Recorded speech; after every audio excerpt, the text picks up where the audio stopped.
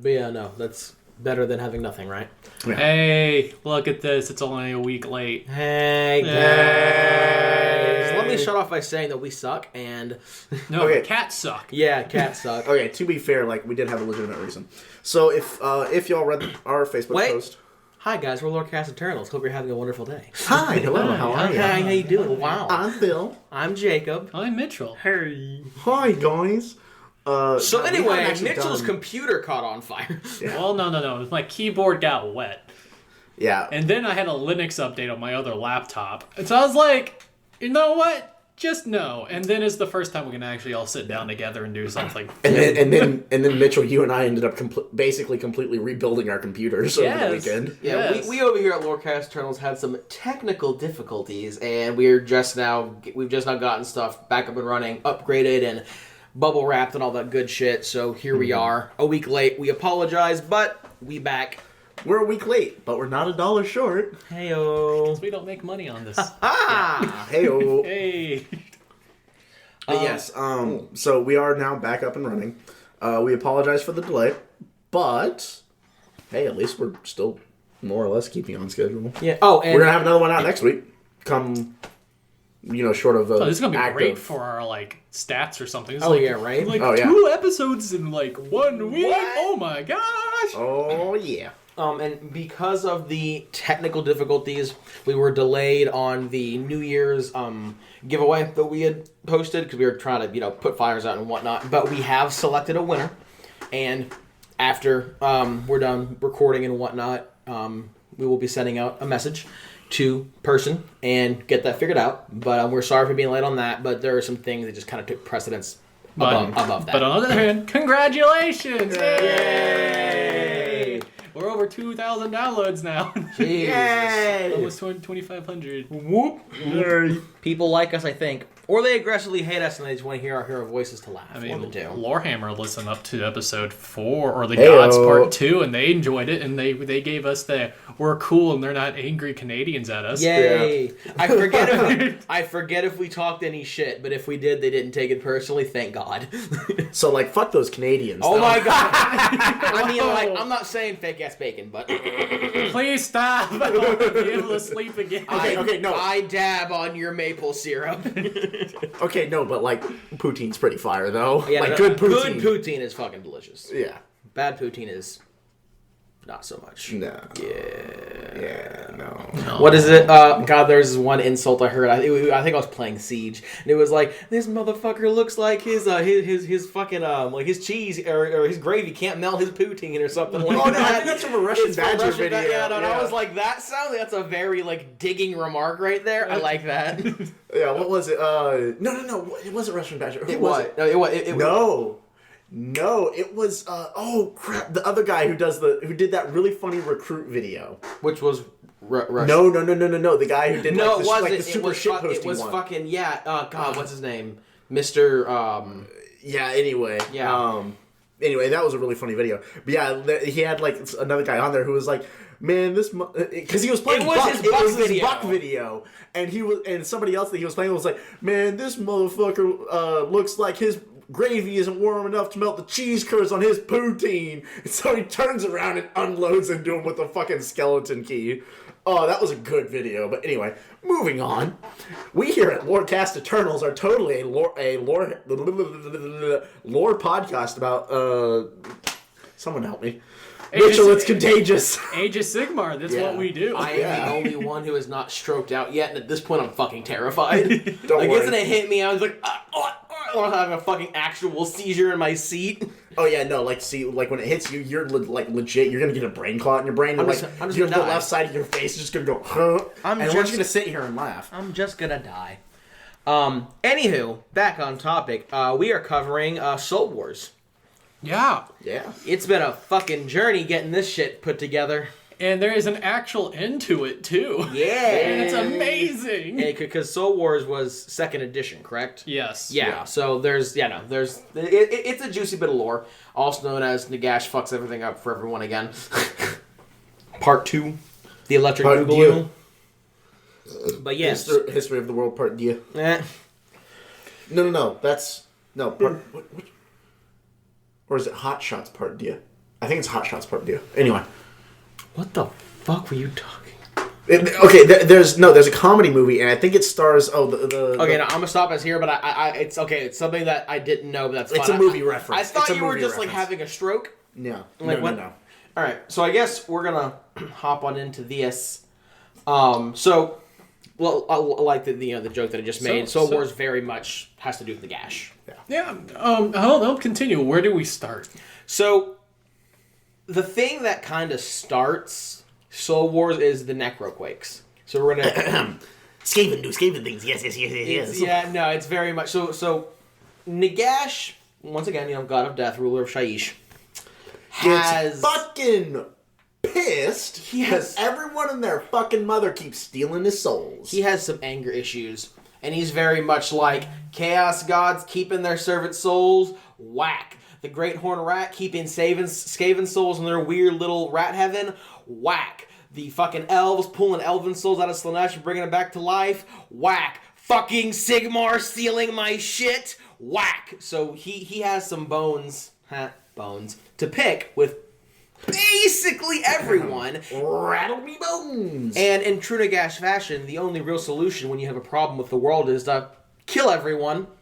Then that's basically what he sets out to do. Well, when you do that, you kill everybody, the souls come back to you. Yeah, right? Like, yeah, exactly. It was a foolproof plan. It totally wasn't a titty tantrum at all. It was perfectly thought out. No one could have thwarted it. 100%. Oh, yeah. Definitely. Hint, hint, nudge, nudge, wink, wink. So So basically, what Nagash was planning to do was he was going to build the black pyramid of Nagash, rebuild it from when he had it in the world that was, and he was doing it using this like really specialized type of building material. I think it was the soul sand, I think, or something like that. No, it was the realm. It's the realm stone. Soul sand. Soul sand. Yeah, that's the realm stone. That's what it's called. Yeah, that's the realm stone. I thought it was something else. There's a lot of different names of them. Yeah, but I thought the one he used to build the Black Pyramid was like something or another granite. No, soul. No, it was everything was built with soul sand, I believe. Oh, so maybe what I'm thinking of is like he turned the sand into obsidian or something. I don't know. Probably. So I have the name of the Osiarch Bone Reaper thing that actually carried them. So while Mitchell's looking that up, basically how he harvested the building material to build his Black Pyramid to make his big-ass murder spell was, I'm pretty sure it's called Soul Sand, and he harvested it grain by grain. And he appointed his premier simp, Arcan the Black, to be the head of that project. So even during, like, the Age of Chaos, when fucking the Chaos Gods were murder fucking everything in existence, and during the Soul Wars, not Soul Wars, fucking Realmgate Wars, when Age of Sigmar released his kids everywhere, like through all of that shit, he was always harvesting this sand. Lines of thousands upon millions of skeletons in a little perfect anthill line, harvesting the sand grain by grain for thousands of years to build this pyramid. I got the name. Noel Myron. That's that specific subfaction of Osiarch Bone Reapers that went and collected all this sand. Yeah. And so Arcana was the one who was keeping that train rolling. So finally, he gets enough of this to build his Black Pyramid. And basically it's going to be a power catalyst to basically murder everyone in all the realms, and then all of that death would coalesce back into the pyramid, and then just like Nagash would take a spoon and heat it up and put it into a syringe and just shoot that shit into his arm, and he would basically be Super Bone Daddy, everyone would be dead, and he would be like the supreme bone ruler of Bone World. Bone Worlds. That was the plan. That's not what happened. No. Because it's never that easy. Because in true Skaven fashion, they fucked everything up. Fucked up everything. So ironically, this is why we can't have nice things in the 8 realms. Well, Rat's getting everything. So. Yeah. So ironically, like 99.9% of this plan went off without a fucking hitch. Fucking Korg's and the Gold Tide murdering everything. Realmgate Wars with fucking Golden Boys with hammers. Fucking any bullshit that happened during the Age of Myth. Like, literally nothing fucked this up. Somehow, this operation basically went uninterrupted for the entirety of known time for Age of Sigmar. Or ever since Nagash woke up. Like, it went off without a fucking hitch. He got the shit. He built this pyramid. He was doing the incantations, getting the spell ready. It was good. It was gonna be dope. Yeah, like nobody to give you all an idea of just how like perfectly this plan went off. Nobody realized what Nagash was doing until Nagash started his incantations, and then everybody was like, "Wait a minute, what the fuck's going on in Shyish?" So they like come running in on it, and the Skaven are, of course, are just like Nahal in the pyramid. So what had happened was the Skaven were like, let's go fuck with Boney because oh shit, that's my phone. That's I'm what. sorry. Silent your phone. I'm Airplane sorry. That's what. Silence in the theater. Fucking heathen. I'm gonna beat you with my phone. So I've killed things with this phone, mostly mosquitoes. well, it's an Android, so yeah, it's a fucking brick. Hey, Yeah. mosquitoes are big here. So Yeah. so it attracts the attention of the Skaven. And honestly, the Skaven getting to Shyish is its own fucking comedic movie of colossal fuck-ups. Like, when they're first trying to get into Shyish, they have their little novel, like, yeah, I'm eating my way through reality, and they eat their way into a fucking ocean.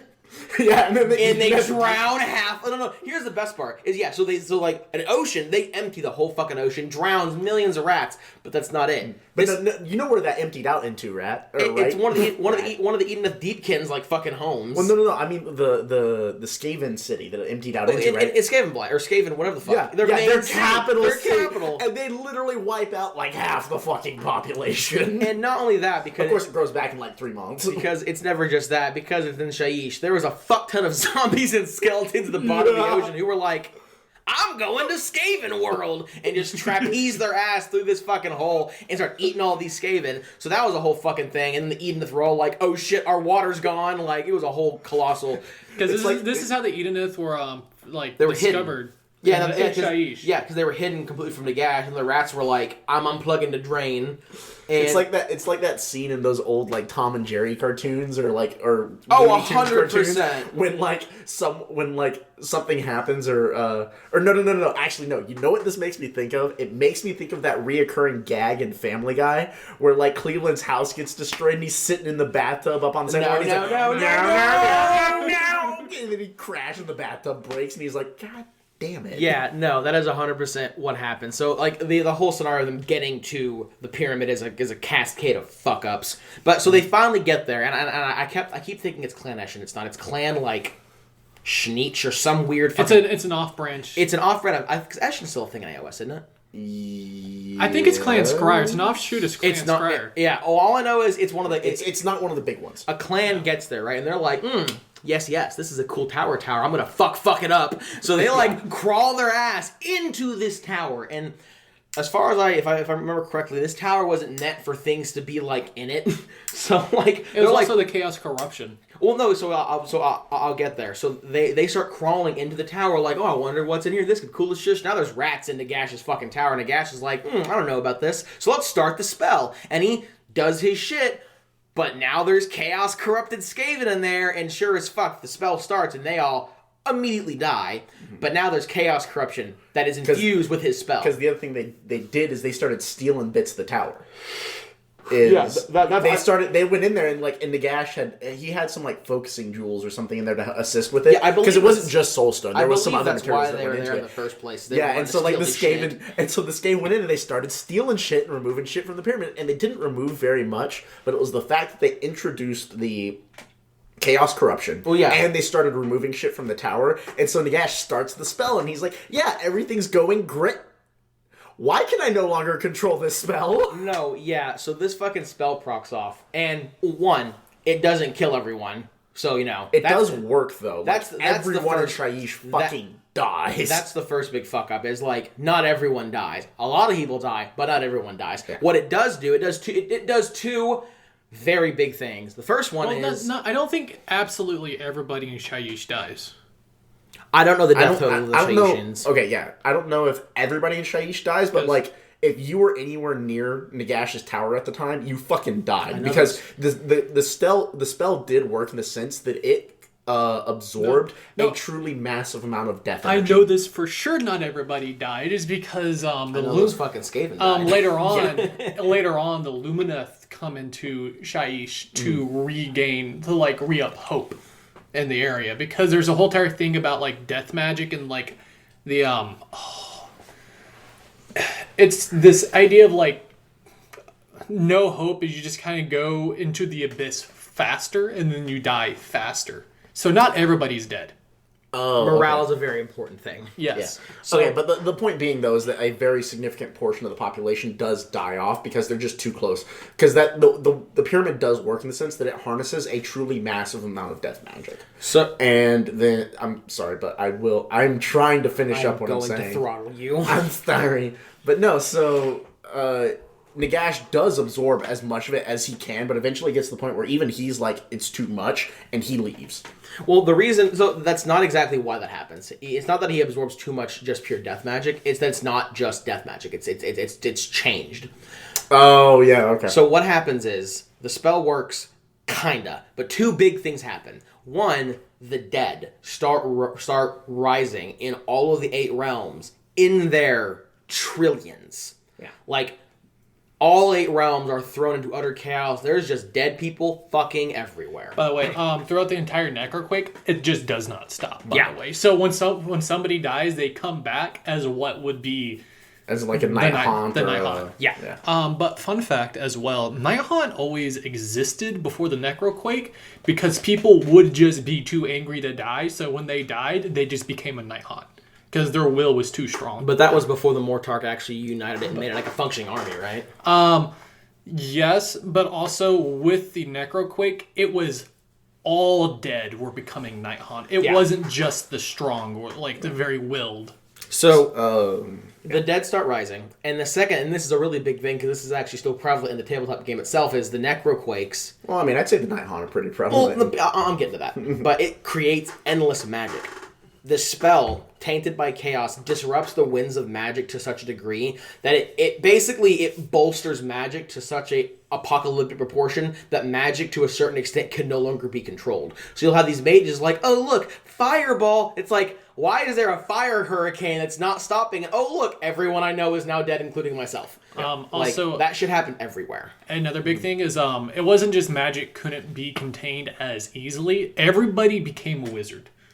Like not everybody. A lot of like, people became the people who were just. There would be a slight minute, like you had some magical potency. Yeah, you already had to have some magical potential, but yeah, any like people who were already a wizard. Baby bitch wizards became good wizards, and good wizards became like stupid wizards. Yeah, and so like if Balthasar Gelt had been around, he probably could have ascended to godhood at this point. Yeah, no, so in a really dumbed down version, it just amplified magic to the nth degree and made it a much stronger force to a point where magic was more prevalent, that it was now much harder to control, and it created... At least the big spells were. And it created endless spells. These spells that basically, once they were cast...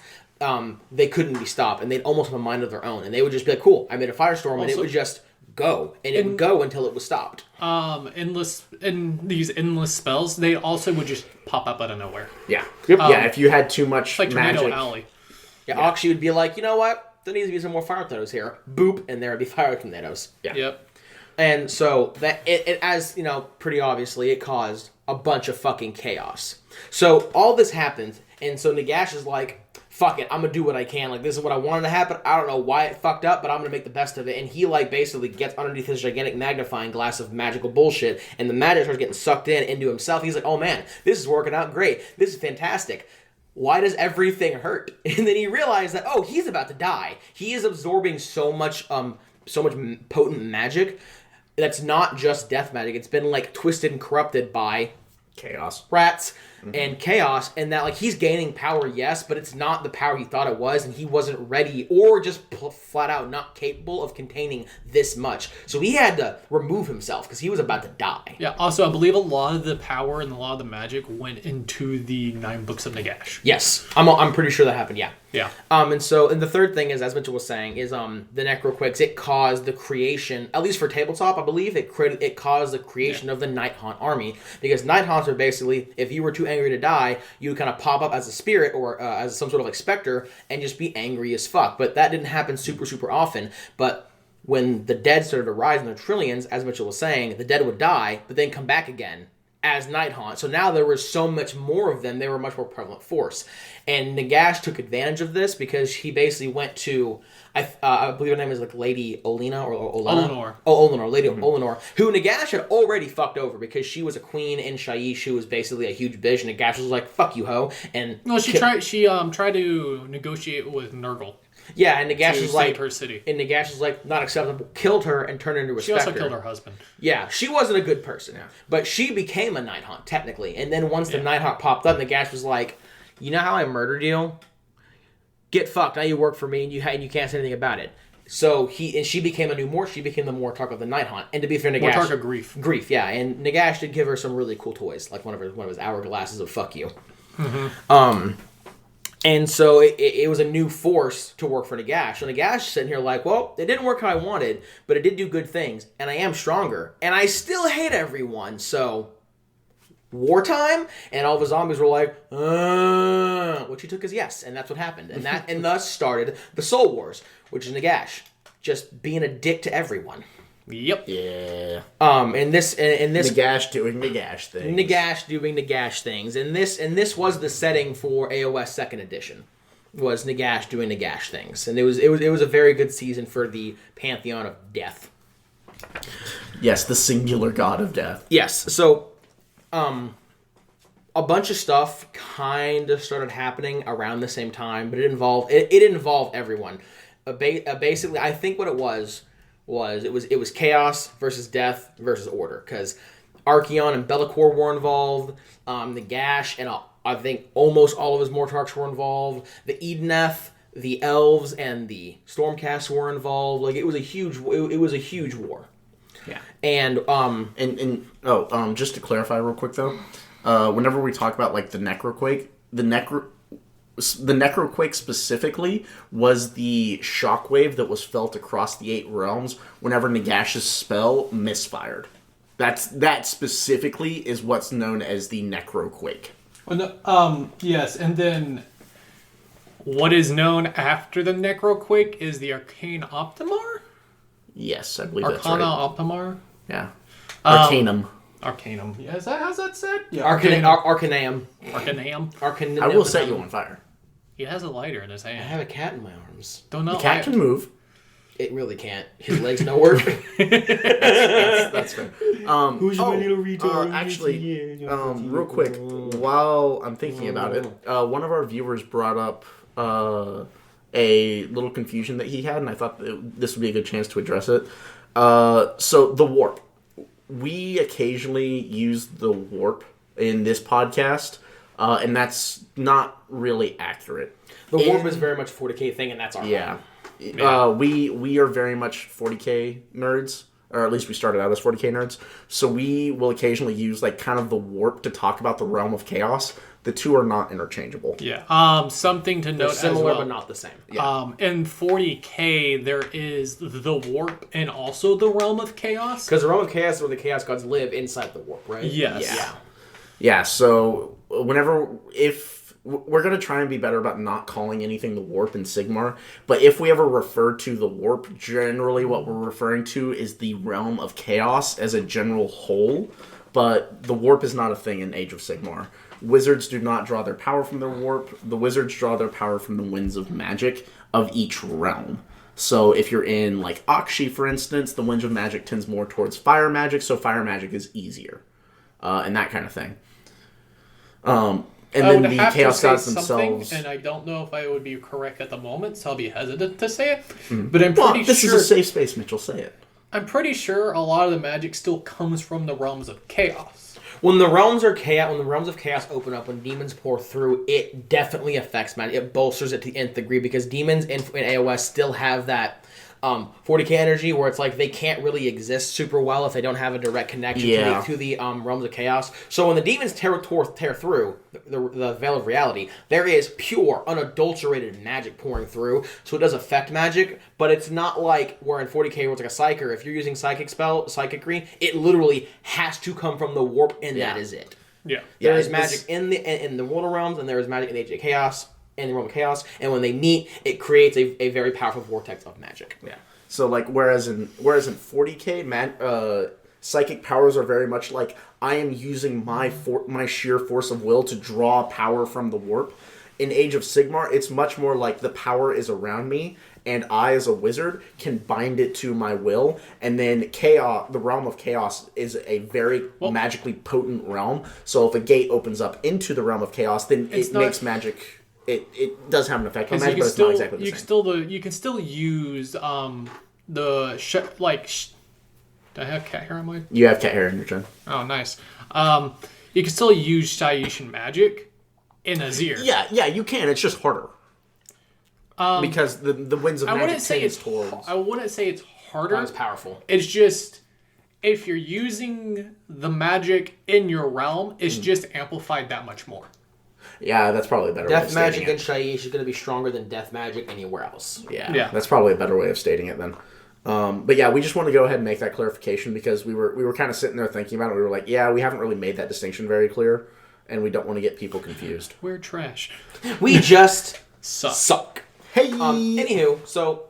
And also something he's talking about the Necroquakes where it was the shockwave, the shot hurled around the world, so to speak. That the Necroquakes are not part of the Soul Wars themselves. They are basically the herald of the war, but they are not part of the wars themselves. It's the event that gets this shit started. So, one of the first... Would you like to talk about the Arcanum Optimar first? Because that's a really big thing that was caused by the Necroquakes. I'm gonna let you do it because I don't know as much about that as I should. So if I remember correctly, because all my information that I now remember, you read 2 weeks ago in preparation for this, and then you took a week break, and I completely read other information for later on in the episode. Yeah, I feel that. He's going to pull up his cheat sheet of his computer sitting right there. There is a lot of effects that go through this. I'm giving you shit, but like I understand. A lot of things happen in Soul Wars. Yeah, well, a lot of things happen in the Arcanum Optimar specifically. Yeah. When I say Soul Wars, I'm kind of lumping at everything in general. Like, there's just lots of shit that happens. Yeah, so this is just to give you a quick overview, y'all. This is very much going to be like Realm Gate Wars. There's a lot of small shit that happens, but we're trying to keep it more generalized and like big picture. To Soul Wars. Yeah. Just know that in the Arcanum Optimar, wizards become mega wizards. Oh yeah, that's what it. Yeah, yeah. The Arcanum Optimar. That's when magic. That's when the endless spells and magic takes a massive shit. But the study of magic amplifies because it's so much more. So many more people are going through and they're wanting to know about magic, how to control it, why, what's the cause of this stuff like that. Yeah, the study of the Arcanum Optimar is where AOS they stop being devout Christians, they start being hardcore pagans. The Arcanum Optimar is very much like, oh, you studied magic like kind of as a hobby. Cool, you're now studying magic full time because it is now very much in your interest to learn this shit. Well, because there would be cities that would basically come to the brink of destruction because these endless spells would be like going to kill them all, and like the amount of power and knowledge it would take to capture an endless spell and either stop it or bind it to your will was fucking massive. And when the Arcanum Optimar, there's enough information here that we can do a episode about it. Dope. Yeah. So basically, the short and skinny of it is. The Arcanum Optimar is specifically referring to whenever we get endless spells and whenever basically little baby wizards become full-fledged wizards and full-fledged wizards turn into like demigods of magic. Yeah, old-ass people who are like, I've been studying magic my entire life and I know everything about it. Are like, holy shit, I don't know a goddamn thing. Yeah, basically. Anyway, so it just opens up whole new fields of study, and like the endless spells become a whole new different thing to cover. But yeah, we will go ahead and make another video specifically on the Arcanum Optimar. We record these on video. Shut up and stab you in the throat, Mitchell. I will stab you with my tiny little screwdriver. Oh no, they will see my nipples. Bro, you wear a shirt more than both me and Circe combined. Don't even joke about that. Let's keep going. They're so hairy. Okay, we really didn't need to know that. Or are they? Dun, dun, dun. You will never know. Well, unless you... No, just shut up. We're done. Don't say it. We're not going anywhere. I will stab you, Mitchell. Okay, episode over. Have a great night, guys. We're going to fucking bounce because Mitchell's getting weird. See, it's okay when you and I do it, Jacob, but when he does it, nah, fuck that shit. Mitchell's the pure one. This is awkward for me. So, one of the first battles that happened was the Siege of Ruin. So, Nagash has a bit of a bone to pick with Skaven. You know, for reasons that we, pyramid, death, aggravation. But also, Skaven doing Skaven when things. the Skaven died, the Great Horn Rat basically has its own little, like, pocket dimension where Skaven go when they die. And I don't know if it's a paradise or it's fucking torture porn. Whatever happens in there. It's paradise to Skaven. Whoa, we're forgetting a really, really important thing that happened right before this. Oh. It was the release of the 55 Sacrosanct Chambers. Oh yeah. Oh yeah. No, and I do actually know about this. Yeah, because we covered this in Stormcast Eternals. Okay, so quick review. So whenever the Necroquake happens in Magic, and this is kind of part of that Arcanum Optimar time frame. But basically, the Sacrosanct Chambers initially had been a non-militant order. They'd been around specifically to help with the reforging process for the Six Smiths. Like, that's all they did. But then this happens, and the Necroquake happens, and the Arcanum Optimar happens, and Sigmar releases the Sacrosanct Chambers from their duties at the Sigmarobulum, if I remember. Something Sigmar related in Yeah, name, exactly. Yes. Sigmar count. Ping! Exactly. But no, he releases them from their duties as part of the reforging process to send them out into the world to start learning more about magic and trying to discover if maybe because of the Arcanum Optimar they can find a solution to the reforging issue. Because if you remember back a couple episodes ago, every time a Stormcast is reforged, they lose a small piece of their soul. So And that's bad. Yeah, and so they sent the Sacrosanct Chambers out to see if they can find a solution. Well, also during after the Necroquake, Nagash Start stealing.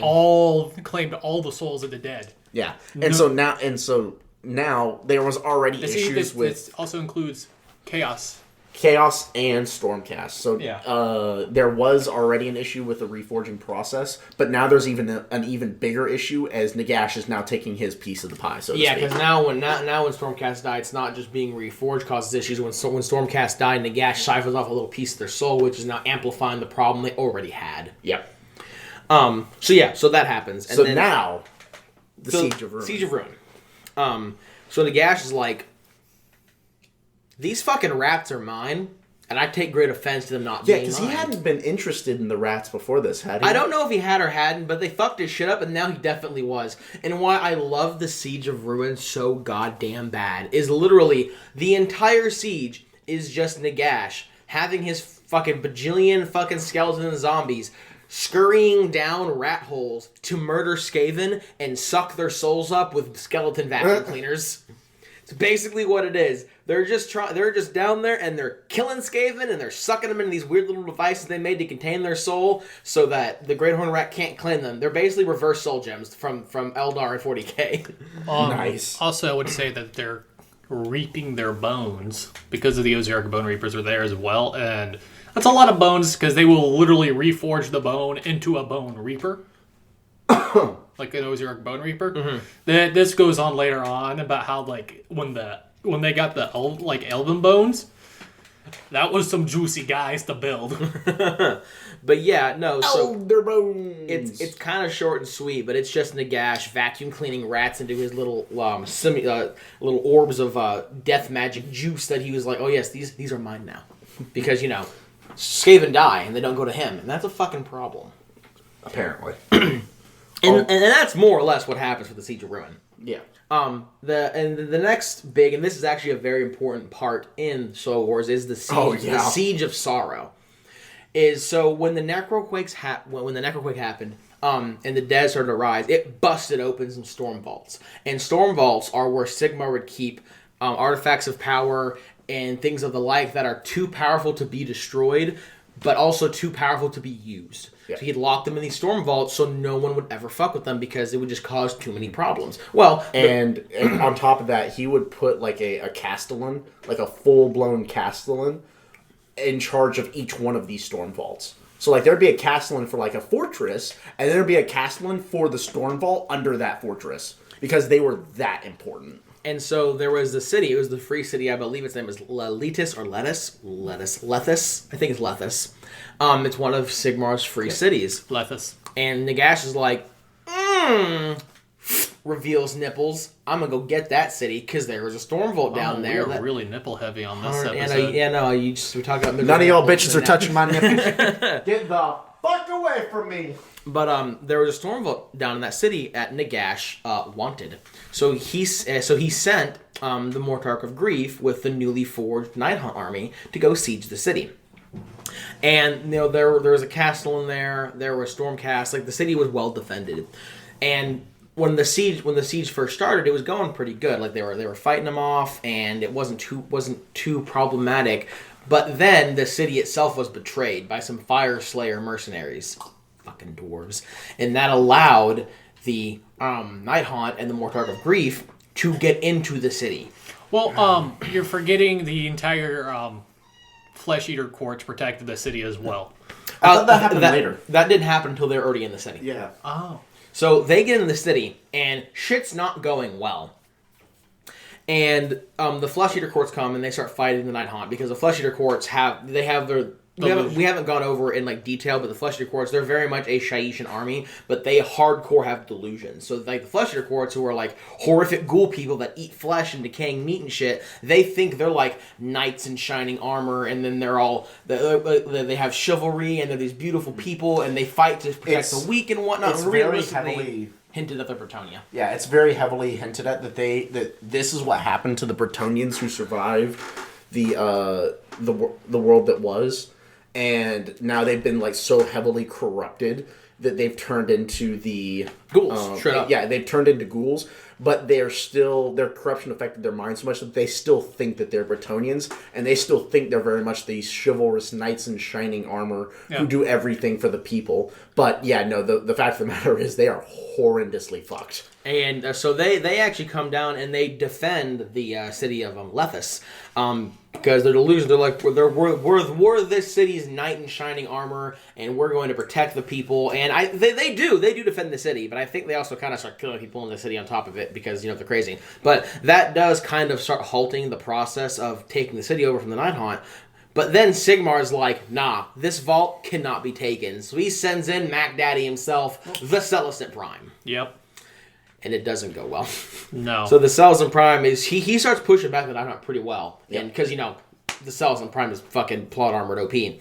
But then Mortarch of Grief is like, you see, I have this hourglass that Nagash gave me. It's on her model too, and I'm gonna fucking murder you with it. And I think she just like yeets it at him or something along those lines. And basically, the Celestant Prime gets hit by it, and he starts like decaying. His armor starts rusting. His weapons start falling apart. And these are the thrice blessed armament of the Stormcast. Like, they should not be susceptible to this kind of magic. And I think even the Celestant Prime himself has even better war gear than... Yeah. Well, he's carrying Gal Maraz. He's carrying the hammer of Sigmar. which gives him some of Sigmar's divinity, and it like does not fucking matter. So Sigmar has to like get him the fuck out of there because he's like about to die, and I... Reverse lightning bolt. Yeah, the reverse lightning bolt. Which is an amazing thing when you really think about it, is because you think about the Celestant Prime being such an amazing and unbeatable character. Well, yeah, the Celestant Prime is supposed to be like, in terms of like plot-wise and things like that, he's supposed to be the answer to Archaon. Like, he's supposed to be Order's Archaon to a certain extent. I will disagree, because Archaon is Chaos's Sigmar. I will say that... this is what I will say. Sigmar wants the Celestant Prime to be his answer to Archaon, but realistically, the only answer to Archaon would be probably fucking Sigmar himself. Yeah, either that or, like, Nagash, if he actually, didn't fuck Archaon's already... I think Archaon's actually already killed Nagash, like, twice. Because that's what started the soul, like, the Necroquake, because Nagash got, like, rezzed again, and he was like, time to fuck some shit up. So, like... Oh, yeah, that's right. Nagash's already been killed once or twice, but Nagash never actually dies. But it shows, like... Celestant Prime, there are stakes to be played at here. Yeah. Yeah. And to be fair, the Celestant Prime does do his job. He goes ham as fuck, but yeah, no, Nagash's power is terrifying, and basically he got hit with basically a blast as if Nagash was there himself, because those little hourglasses that he has are very potent. Yeah. So the Celestant Prime gets removed, But between the Celestin Prime being there when he was there, and the Flesh Eater Courts, and the resistance in the city, the Night Haunt do get pushed back. And so they're like running to the Storm Vault, like, oh my god, let's go check out the Storm Vault, make sure it's good. But it's already too late. That Storm Vault is already opened. And why this Storm Vault was so important was it contained a very particular soul that Nagash wanted badly. And that soul is, I think it's Orpheus Catacross. Yes. Orpheus Catacross, probably one of the most proficient sword fighters to ever exist, and a master tactician. Yes. Like, if you remember in one of the past episodes we actually did, he is so good at sword fighting, he was going toe-to-toe with Archeon himself. The only reason why... And this was before he was dead. This was when he was still mortal, right? No, this happened in Soul Wars. Oh, no, that's right. Well, we had to bring it up because it was part of Archeon's lore. But no, like, realistically, like, so the reason why Catacross died, we'll go over again later in a little bit, but, like, his fucking Archeon's Dragon Horse Demon combo fucking hybrid, fucked him up, and it gave Archeon an opening to stab him. Yeah, and realistically, even if the horse wasn't there, Archeon probably would have still won because it's fucking Archeon. But the fact that he was even able to stand toe-to-toe with Archeon just at all is mind-blowing. Yeah, because remember, that's not his true power, is his sword skill. His true power is his tactician. Yeah, and like the fact that he's still such a good swordsman, even with it not being his main, like, offensive weapon, it's stupid as fuck. And you have to remember, Archeon has all of his war gear and whatnot, and it still didn't mean a fuck, basically. Yep. So, Catacross gets brought into Nagash, and he is immediately like, hey, Nagash, can I please suck your penis? And, that's what happens, because Nagash is very much like the second he gets to Nagash is like, you're taking the 8 points. And if you remember, the 8 points was the all points. That was like basically a door to every realm that got taken by it's chaos. Like its own realm in its own. Yeah, it is the nexus of travel. If when it wasn't taken over from chaos by chaos, it was the nexus of travel to all the mortal realms. And it was basically in its own pocket dimension. But Nagash was like, that needs to be mine. And Catacross, you're going to fucking take it. And he immediately made Catacross a Mortarch, I think, of the OCR, Bone Reapers, right? Yes, he is... Yeah. Yeah, he is the Celestin Prime of the Bone Reapers. So, let's count real fast. This is still like the beginning, kind of middle of Soul Wars, and this is what's happened so far. Trillions that have been risen. Nagash has been powered up by his magic AA batteries. Magic has, in general, just gone fucking insane, so it's even more potent. We have seen not only a new army of death be created that is subservient to Nagash, we've seen two more Mortarchs be created as well. One of which is basically the Celestin Prime. Yeah. Yep. So things are going pretty fucking good for Nagash so far. Oh, yeah. Nagash is getting ready to fuck. Like, the beginning of this war is going great. For now. When I get to it, you're going to see all things fall apart. Yep. In true Nagash fashion. Yes. But like, also... The funny thing is like, a lot of it, not even Nagash's fault. It's the Mortarch's fault. Yep. Well, also, no, in 2.0, Age of Sigmar 2.0, these were the two new armies to be introduced. Because those were the new armies. Where yes. I think in 3rd edition right now, the only new army is... Cruel Boys. Which arguably isn't a new army. It's really just more like a new faction sub-faction. for Orc. Yeah. Well, like, it is a new army, don't get me wrong, but, like, it's kind of not. As a player of Cruel Boys, they're not great because you have to build them a certain way. I'm going to assume they don't have enough yet to really get some flexibility. I'm going to assume that when the Night Haunt and the OCR Bone Reapers came, they had a lot more unit selection, a lot more options, and a lot more availability than as far as army creation than Cruel Boys have. Because Cruel Boys, you basically have to go hardcore crossbows, right? Yeah, pretty much. Yeah. The other thing about Cruel Boys, though, is that Cruel Boys lend themselves very much to playing with war clans or... Well, I think that kind of goes hand in hand. I think that kind of goes hand in hand with how Destruction's been in general, because Destruction's always been kind of like, you put a little bit of everything in there because... No. Because the Orc War Clan, going in a complete side tangent, Orc War Clans... Cruel Boys... that's your foot. That's sorry. my foot. Cruel Boys are very weird because... A lot of Destruction's about raw power. Even Gloomspite gets, yes, it's raw power in numbers. Horde, just pure horde. Ogres are just raw power plus like something else. Orc War Clans is like, I'm gonna go smash. The ogres are very much like I stay. Yeah, like they don't move very fast, but they hit hard and they don't die. Orc War Clans, they're just I'm gonna move. I'm gonna go smash. I'm gonna kill. Yeah. Cruel boys are very strange. What? I get to move twice and charge? What? They are very strange because they're supposed to be the smart man orcs, but you're so limited in what you can do. Like if you're not running hardcore crossbows, kind of like what are you doing? Hobgrots needed to be battle line, but they're not battle line. Nope. I'd be willing to bet they're gonna do something. Dude, like, you were so pissed when you found out. Because I remember, I think I was there in the store when you found out they weren't battle line. Because the dude that was teaching you was like, "No, yeah, look, they don't have the keyword." And you were like, "But that's total garbage, though." And he was like, "Yep." And then I just saw this man, like, I saw his soul drain from his body. Yep. But we're continuing to back to Soul Wars. The entire battle for getting Cat across, that was the Siege of Sorrow, and basically the whole point of that was to get Cat across. It was never to capture the city or to weaken Sigmar's hold or anything. It was just to get Cat across. Tell me more. And so I don't know where this plays in with the Book of Teclis and whatnot, but I do know the first big battle that Catacross was a part of was the Siege of the 8 Points, and this was a very important battle. Just note, all these 3 events that are happening, they're kind of the same time as they're all for these 2 Mortarks. The other 3 events that are happening are for the other 3 Mortarks. Before we get into the Siege of the 8 Points, because that was kind of like the culmination of like good things happening for Nagash before like shit started to go hella wrong. Let's go ahead and get into like the book of Teclis, because I don't know as much about that as Phil and Mitchell do. It's for the Broken Mitchell. Realms. for Broken Realms, yeah. So I'm gonna go and pass the mic for a sec because they're just gonna know more than I do about this. Yeah. I'm just gonna start. It's called Act 1, The War of Empires.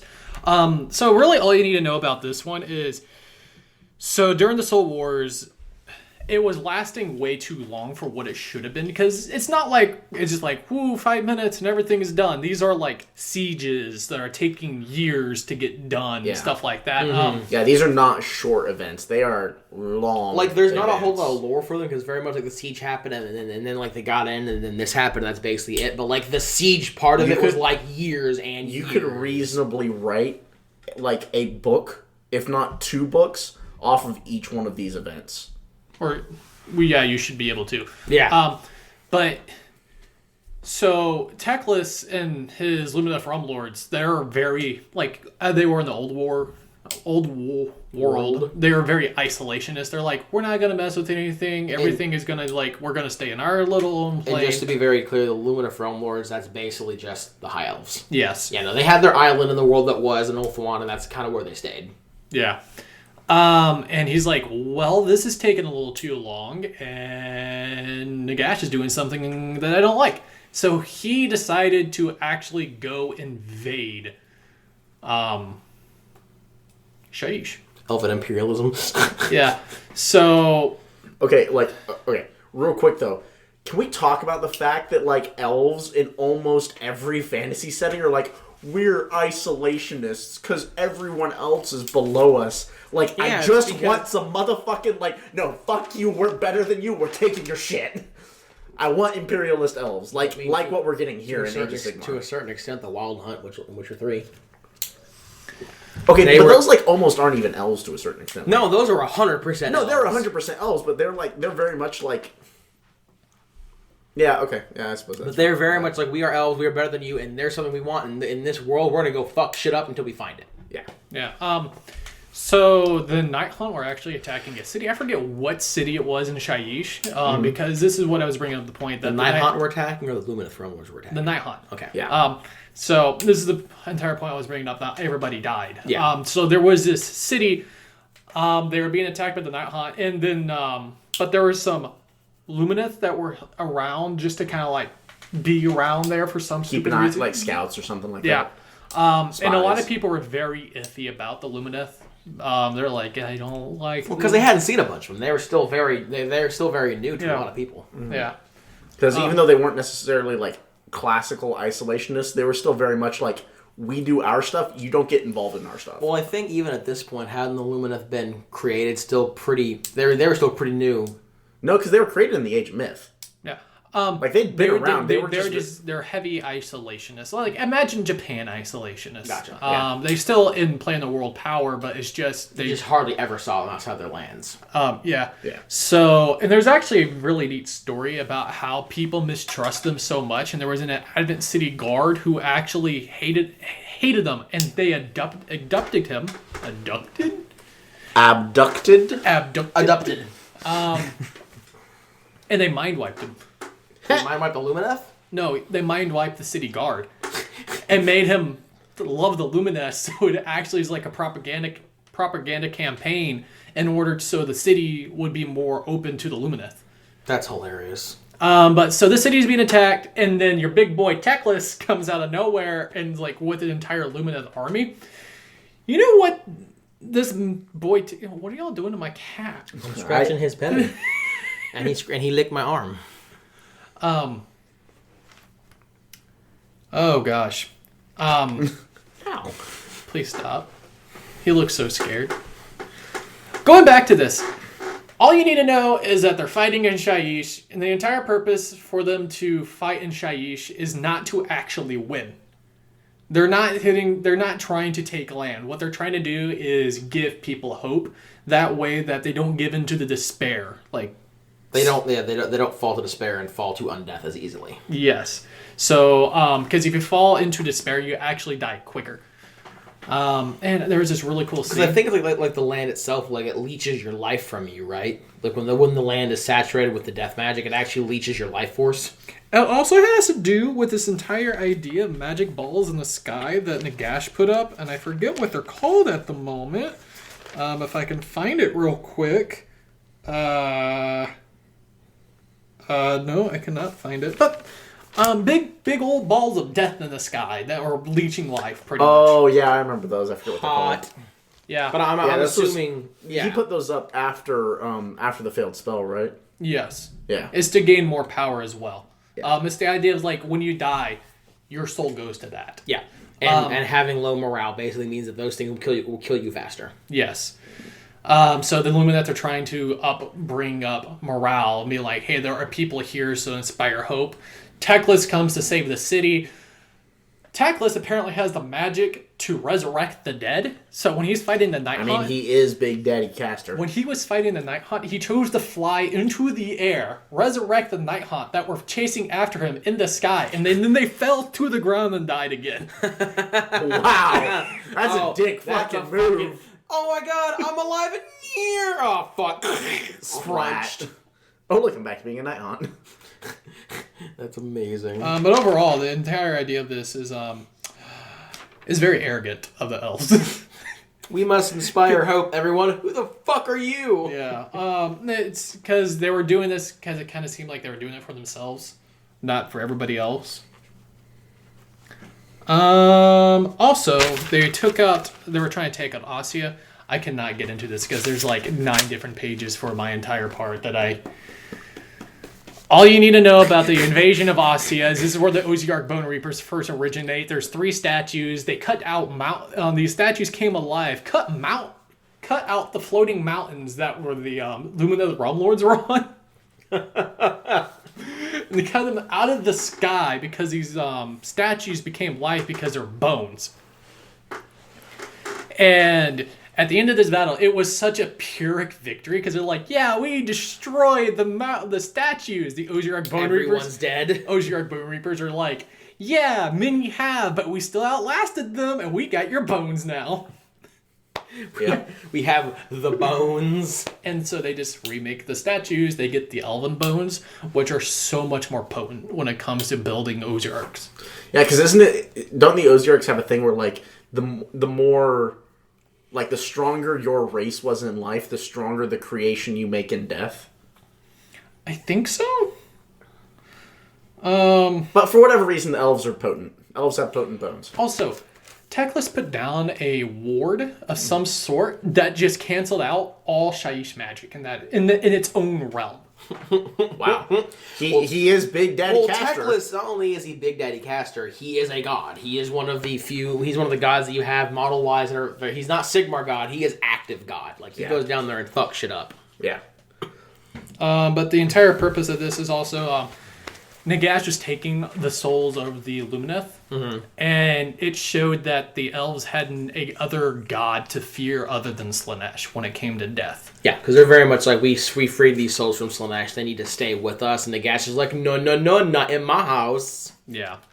And then the next thing we'll hit is the War of the Mortarks, which you should cover the War of 8 Points first before I go into the War of Mortarks. All right. So, the Siege of the 8 Points is, frankly, exactly what it sounds like. It is the Siege of the 8 Points. It's Nagash's attempt to take the 8 Points so he would control the Nexus of Travel, which would then further his invasion into the other 8 realms. The problem with that is that the 8 Points is where Archaon sleeps, and if you fight Archaon, you lose automatically. But luckily for Nagash, his Archaon had fucked off, because he was trying to figure out where Slaanesh was so that he could free Slaanesh from its cage, from the cage that the elves had locked it in. And so Nagash is like, I'm going to take my brand new Mortark, who is OP as fuck, and my Mortark of Grief, who has all my spooky ghost boys, and we're going to go fuck shit up. So Catacross sends in the Night Haunt and the Mortark of Grief. I'm calling her the Mortark of Grief because I constantly forget her name. It's Lady Olenor. Lady Olenor.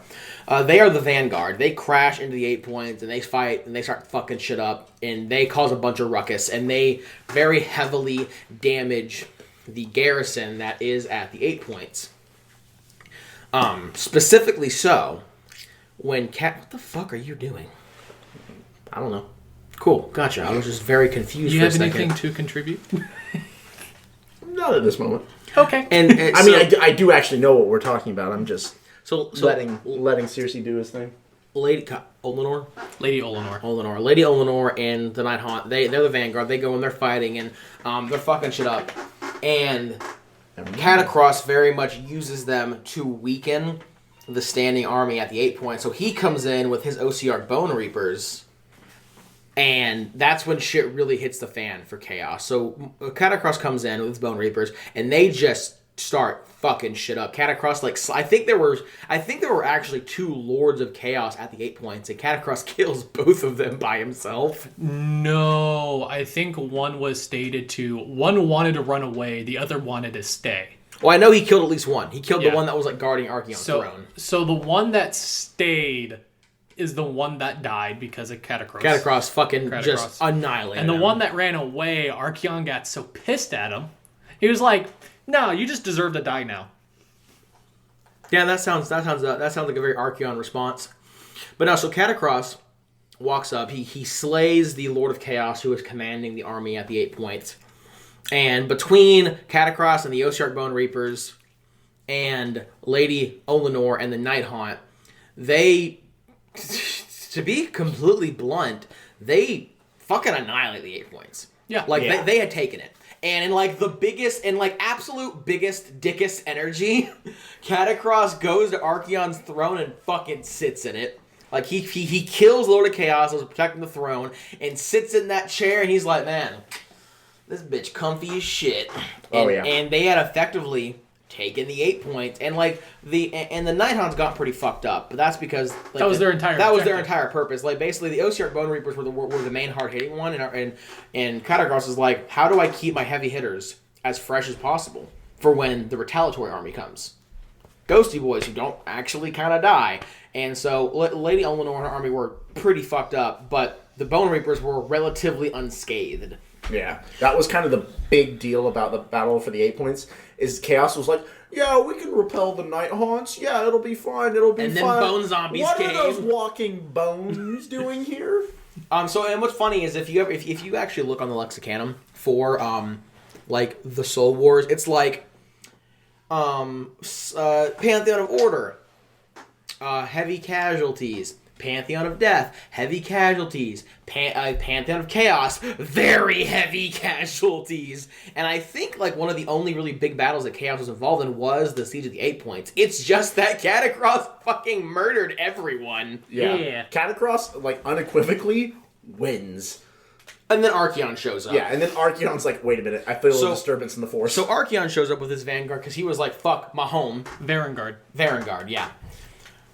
And, so Archaon shows up, and that's when shit obviously hits the fan because it's fucking Archaon. We've gone over this. The boy can't lose, but you guys plot armor.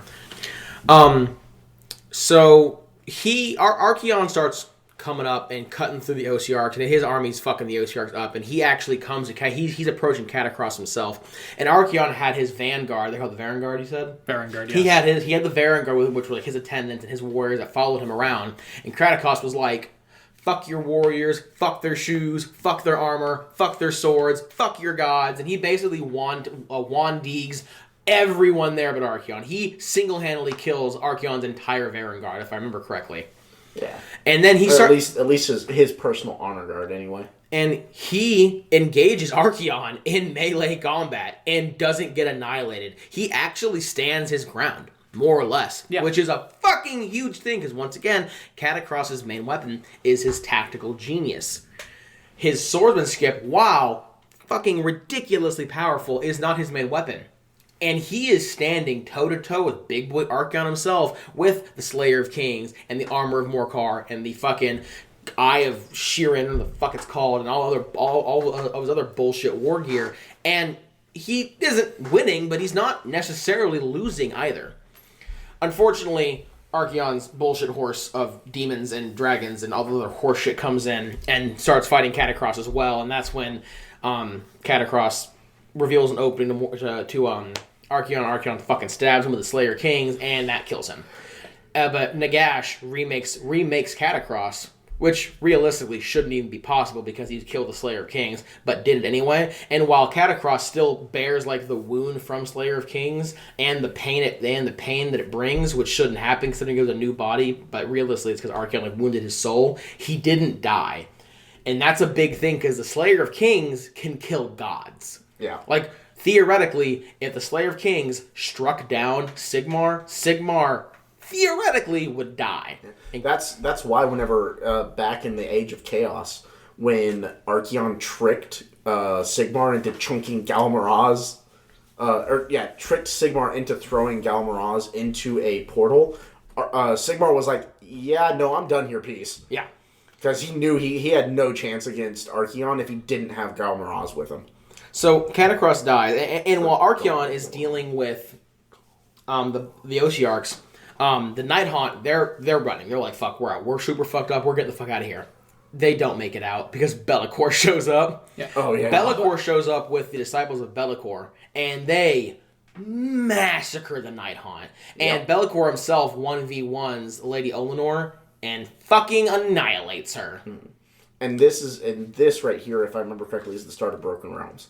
Like Bellacor's reappearance in like the Battle of 8 Peaks. I believe so. Yeah. Battle of 8 Points. Sorry, not 8 Peaks. I've been playing too much Total War recently. And what's funny is the whole reason why Be'lakor was there in the first place. And correct me if I'm wrong, because but I'm pretty sure the big reason why Be'lakor is there is Be'lakor basically follows Archeon around to one-up him because he thinks that the fact that Archeon is the War Master is bullshit. And literally every single time Archeon fucks up, Be'lakor cleans it up like, yeah, because you couldn't do it, bitch. Like a really good example. Hey Archeon. Bitch. Yeah, like, and then we were talking about on the Chaos episode, the whole one where like Archeon sent his armies to go deal with a fucking city in Malarian's realm, and he couldn't do it. Then Be'lakor walked in and did it. And he was like, "Yeah, I did it," because Archeon's a bitch. That's like his whole fucking shtick. It's hilarious. Yeah. Also, just let it be known, like in the War of the 8 Points, 8 Gates, Siege of 8 Points. Siege of 8 Points. Siege of 8 Points. We're all having issues tonight. Fuck y'all, I'm not. It was really I'm important. not yet. It's really important because now the Realm of Death, like the armies of death, have a permanent foothold in that realm. Yeah. So they lost that siege, but their presence isn't gone. Yep. So like they could very well show up again for fucking round 2 if they needed to, or if they regrouped well enough. Yep. So while it was a loss for death. They punched Chaos in the dick really hard because basically the whole army there was massacred. Like if Archeon took his army out, there'd be no army there. Like the garrison was fucking slaughtered. Yeah, that was kind of the big deal too. Is that Archeon at the time? Archeon was starting a new campaign to go free Slaanesh. Yeah, that's why he wasn't there. Yeah, and he has to stop this campaign. Because we're literally talking about releasing the 4th Chaos God back to be a major player in the game. The Great Game. In the Great Game.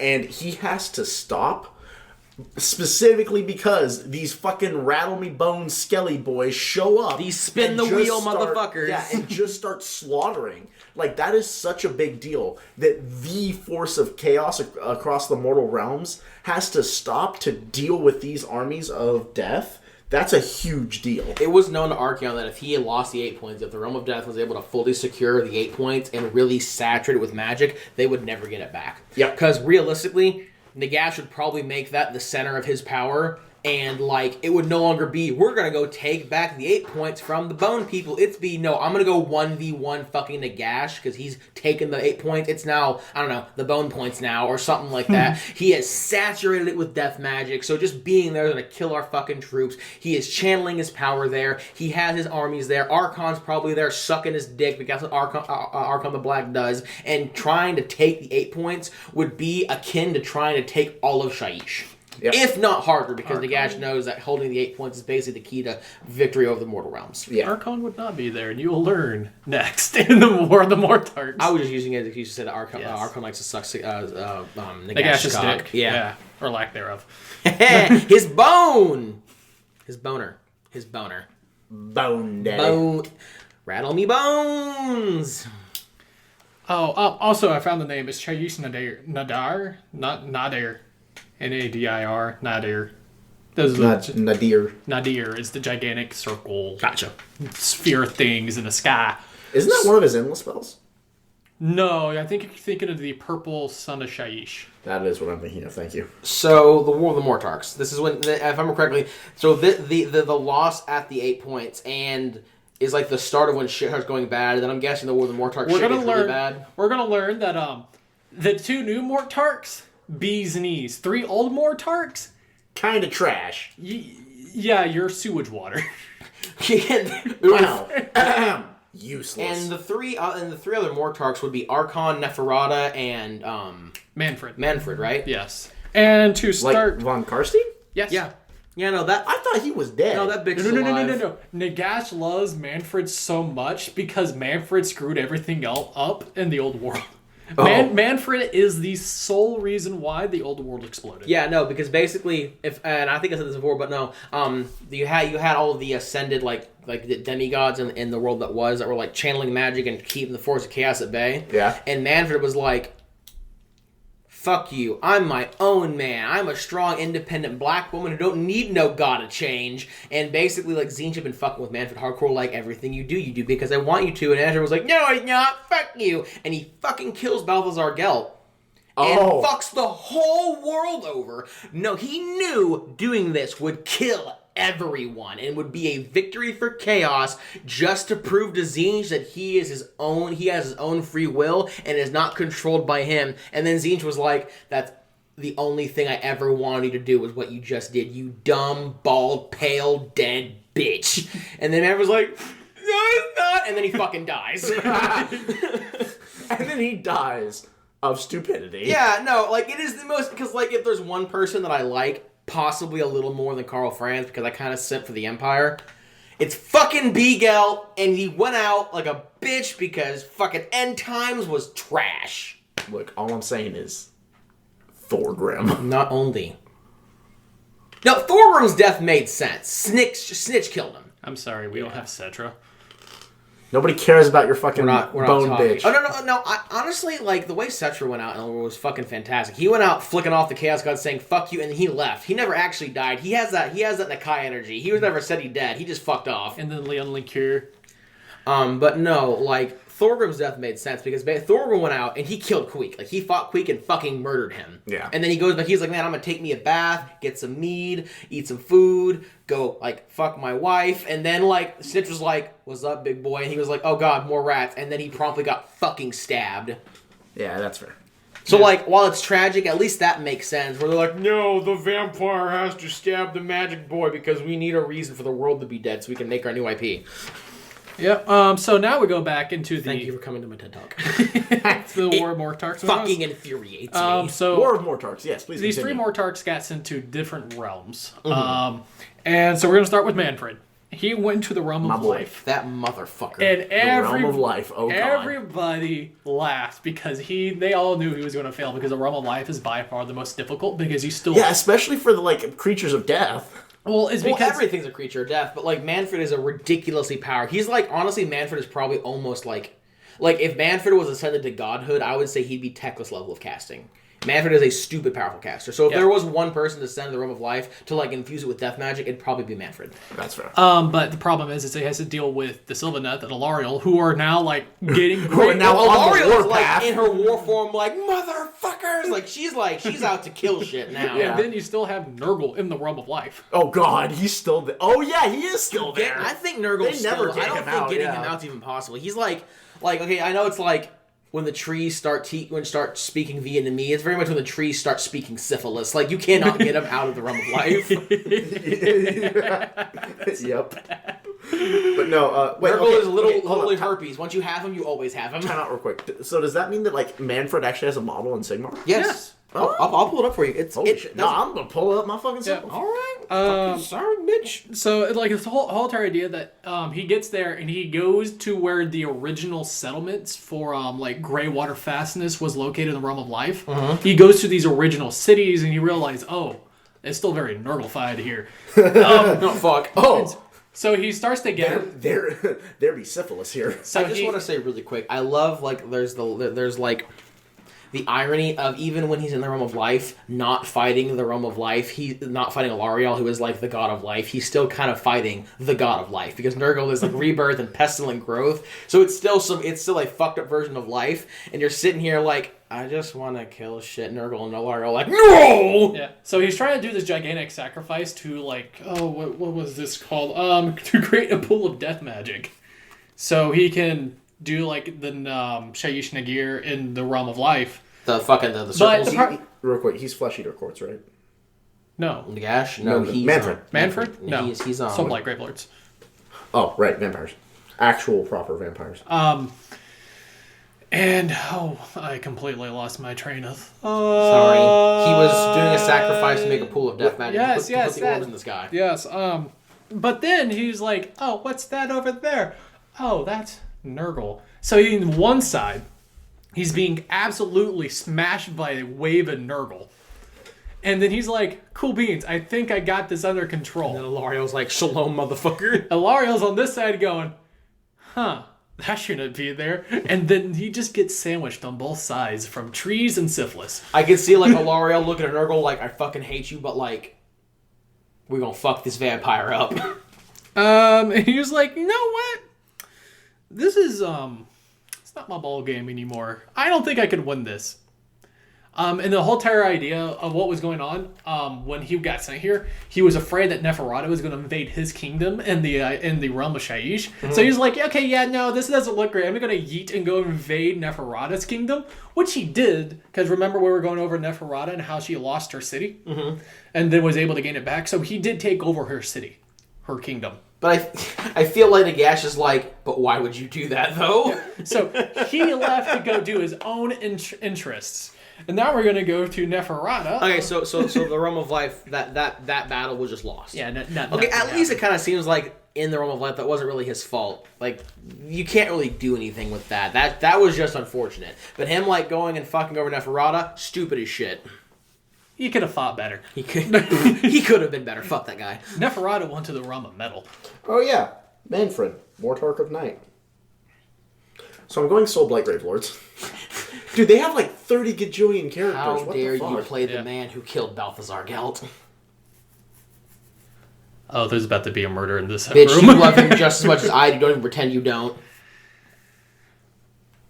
Oh, this... Fuck Goldman.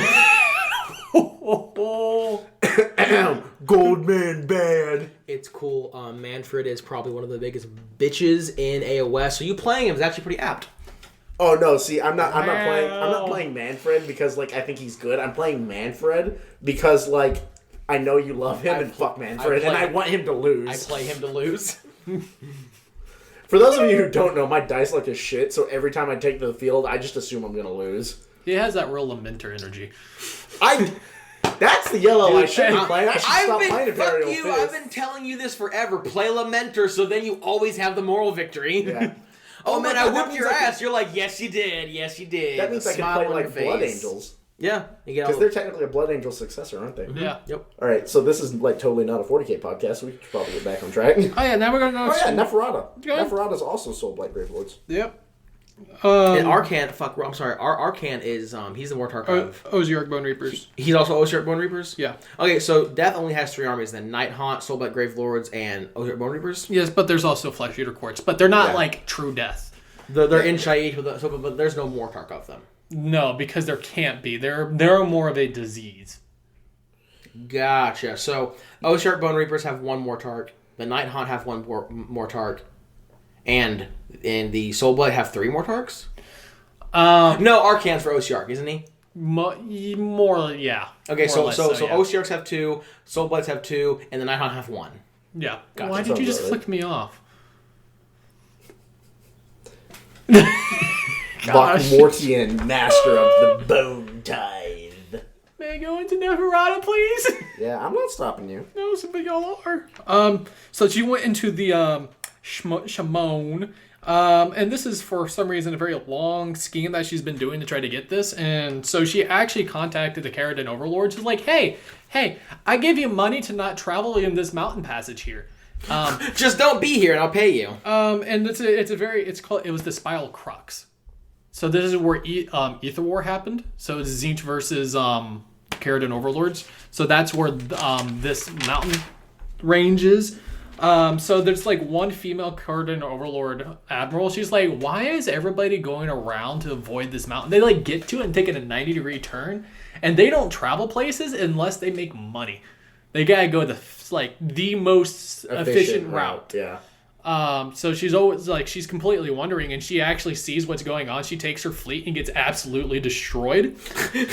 And she's like, oh, okay. And so she runs away and gets some help. And apparently there's like new Elven Twins. It's like Elven Twins 2.0. Forget their names at the moment. Yeah, I think I know who you're talking about. Oh, that's Cat. Your cat licked my toe, and I was like, what is that? And there was a thing called another person called like a stone. Oh, man, I really gotta have some better handwriting. Stone Mage, yes, a Stone Mage. Dude, it's your own fucking handwriting. What are you doing? Okay, I had the same problem. I can't even complain. I'm dysgraphic. Give me. What? How do y'all not read your own handwriting? It's your fucking handwriting. My handwriting changes every single time I write. Bro, you need to fucking write more shit on paper then. No, my it's handwriting is literally called a thing. Well, you're called- left-handed. My You're handwriting left-handed, is... Jacob. I give you an exception. My handwriting is garbage. I can normally read by chicken scratch, but sometimes I'm going really fast. It's just like, oh yeah, line 1, line 2, line 3, it's a whole ass word, and I'm like, what the fuck crack was I smoking when I writ this? Because this is like hieroglyphics. So she went off to go get people to go help. Neferata was beating them back, and then the Stone Mage is like, I'm going to go talk to this mountain. And the mountain was like, oh yes, I will help you because I'd rather not die as well. So it's like the spirit of the mountain. She heard like this Stone Mage. Lumineth Rumlords have to do shrines, have priests, and do whatever just to talk to these spirits. This Stone Mage just went underneath the ground. It's like, we need your help. And, Yes, father. so the spirit and, of the and mountain. this is a Spirit of the mountain. No. But the mason. That's a. This is Stone Mage. Yeah, or Stone Mage. That's a dwarf, or I don't know. I didn't read the book. that's fair.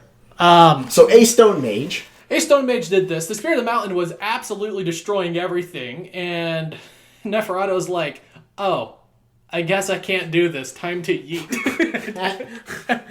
Comes back home. Oh look, Manfred set my home on fire. Yep. And now we go on to Archon.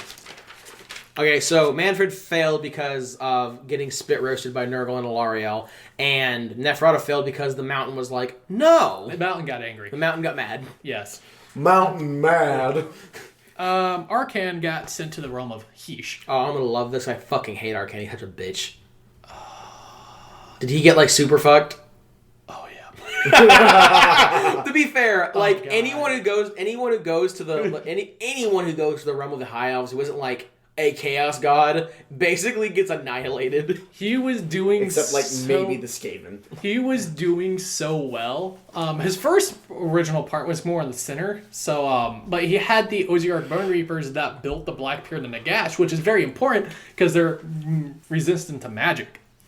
Were they resistant magic because of the Yeah. the soul sand they were carrying? Yes. Okay. Oh yeah. So the realm were like, oh fuck, our magic's no work. And somehow they're able to defeat him back, and they're like, oh, it's because of ballistas. So the Realm Lords. By the way, the entirety of like this Broken Realms tech list is just to provide the other half of the model line for Lumineth Realm Lords. Because it will go and talk about like winds, like Spirit of the Wind and all these new ballistas and crap like that. So like it was really important because the ballistas are the one that like sat there and drove him back, and he just kind of snapped his finger, poof, into a thing and went to the edge of the realm. And Eltharion was Is Eltharion alive still? Yes, he has a really, really cool model that I accidentally. Oh shit! The Grim Warden's still here. I didn't know that. Well, That's dope. the thing is, in the old world, Arcan actually hand of dusted him. In the old world, Arcan murdered Eltharion. Yes. Ooh. Oh, so does he remember this? Oh yeah. No. So he has a fucking bone to pick. No. So there's a really important thing about Eltharion. His soul is pure light. Because when Teclis tried to revive him, every single time he gathered all of the dust and made him whole again, his heart would explode. His heart would explode? Every single time, and he would not stay alive. Because the realm of, like, the Hand of Dust magic is so powerful, even after you get resurrected, you're still going to consistently die. Which character is this again? Altharion. Yvres from Total War. It's called the Light of Eltharion. It's the I'm looking for the model right now is the reason I'm asking. Yeah. And it's just, there's nothing. It's just like a suit of armor. So he's alive, but he doesn't have a body. He only way he can live is if he like possesses a suit of armor. Yes, and you're gonna learn that no, I'm not gonna tell you that. You're gonna learn something really interesting about these realms, guys. I thought they were like the Earth. That's all I'm gonna tell you on that. So Archon went to the edge of the realm. Like the very far outskirts, and this is where Tyrion first went. Kind of like they did with the joke when on the vacation, but this is where he kind of like got reborn, and in there, like it burned his eyes out. Tyrion. Yes. Oh, this is how he was blinded. Yes, is beyond the outskirts of the realm.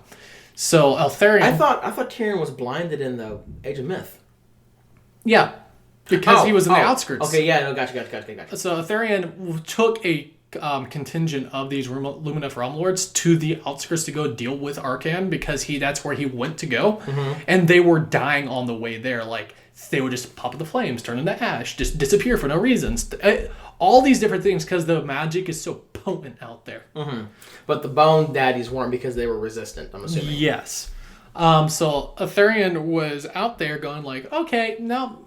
And by the way, he can't speak, so he's just silent. All these people are just like, this is the man to follow. And this is that model. Yes. Let me see it. Oh, the Eltharion model. It's the empty suit of armor that's like a bitch and a half to put together, from what I understand. Yeah, but really cool model. Yeah. By the way, y'all gotta tell me if I'm not making sense when I'm speaking. I understand you. Okay. Then again, I've also lived with you for 2 years now, so like. Yeah. I can speak Mitchellese. Thanks. So when the Light of Eltharion gets there, everybody is almost dead, and they're like, everyone's fucking dying. All these elves are like, we're not making it back. We're gonna die. Our objective is to get him to that bone person. Survive. We are a vessel for Eltharion to get there and murder. Yeah. So they get him to him, and they're just constantly fighting, and he's such a potent fighter. He's pushing Nagash farther and farther to the edge. You mean Archon? Archon, yes.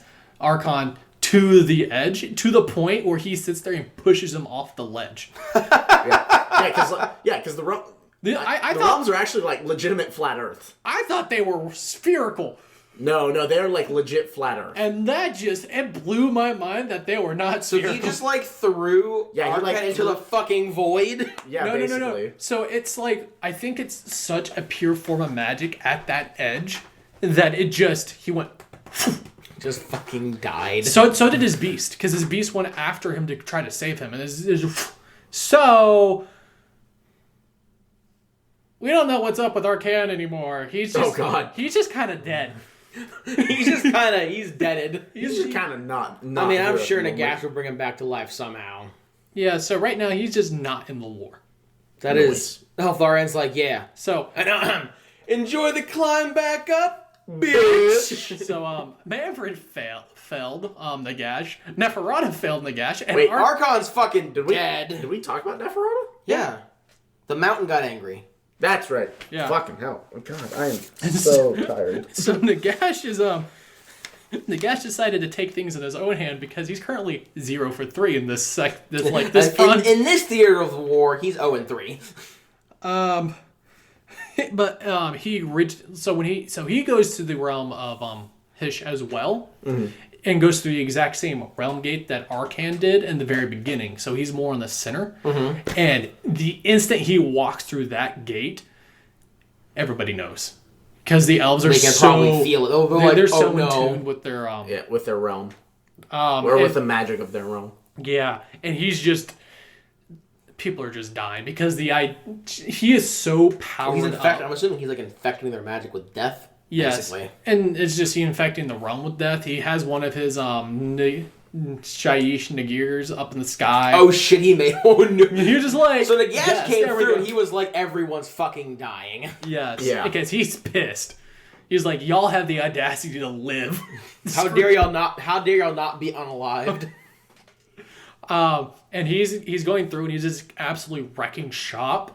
All the elves, there's this amazing thing. Did he come by himself or did he bring an army with him? He brought the Ozark Bone Reapers. Oh, yeah. Rip. Nagash is like, man, I gotta get me some of them elven bones. Yeah, and I can just see Nagash like, rattle me bones. Rattle me bones. So when the elves die, they go to the Nagira Shaiish up in the sky, and then the Bone Reapers are collecting their bones to create new bones. To make bigger bone golems. He's getting more Night Haunts.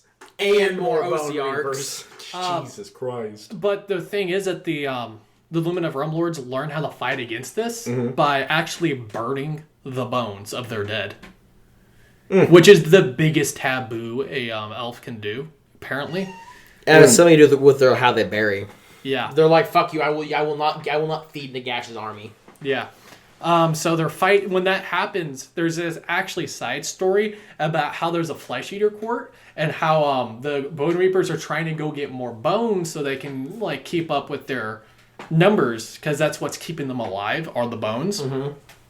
So they go constantly to the flesh eater courts, and so they get their like trophies from all the kills they've done. That runs out. Then they go get their like the bones that are sticking out of their skin, because like they see that as their army. Are they just armor. Like walking up to the flesh eaters like, I'm taking this? Well, no, they're just like, hey, because the flesh eater court still worship Nagash. Okay. Like this one particular... They probably think Nagash is the lady in the lake. Probably. Well, that might be the funniest fucking thing if they ever say Flesh Eater are actually like the Bretonians, and then one of Nagash's titles turns into Lady of the Lake.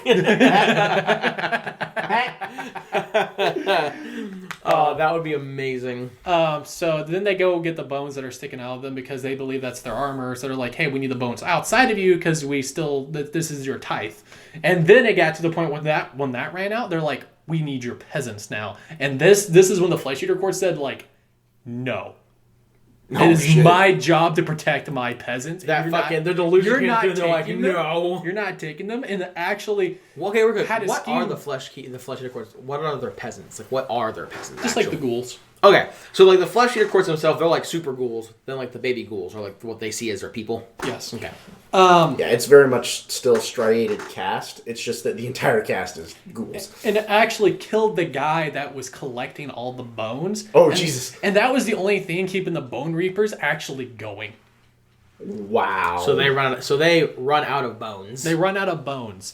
So when they die, I think you'll lose certain amount of bones or something, and you just Well, yeah, lose. I would imagine if like if you get smacked with a hammer, some of the bones are going to be destroyed, and you can't really rebuild off of like fucked up bones. And once they're splintered, they're splintered. Yeah, exactly. I don't think they have super glue. And so Nagash is like, I mean, I just got to do this now. So he was doing something, and all the I think he was trying to actually kill everybody. He was doing a spell that was trying to nuke Hish. So all the Lumineth Realm Lords, the Lumineth were coming in trying to stop this, and it was a losing battle. Then Teclis came out of nowhere. And Teclis was like, caca, motherfucker. And this is like one of the first times like it was a true like both magic gods were fighting.